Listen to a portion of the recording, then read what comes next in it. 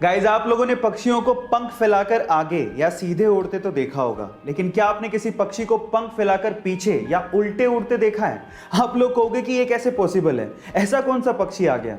तो मैं आपकी जानकारी के लिए आपको बता दूं कि इस पूरी ही दुनिया में सिर्फ एक ही पक्षी ऐसा है जो कि अपने पंख फैलाकर उल्टे उड़ सकता है, और वो पक्षी है हैमिंग बर्ड। हैमिंग बर्ड एकमात्र ऐसा पक्षी है जो कि अपने पंख फैलाकर उल्टे उड़ सकता है। क्या इसके पहले तक के फैक्ट आपको पता था? और अगर नहीं पता था तो चैट सेक्शन में जरूर लिखिएगा, और ऐसी अमेजिंग वीडियोस के लिए यूट्यूब पे हमारे चैनल को सब्सक्राइब कर लीजिएगा, और अगर आप इंस्टाग्राम पे देख रहे हैं तो मुझे फॉलो करना मत भूलिएगा। मिलता है अगली वीडियो में।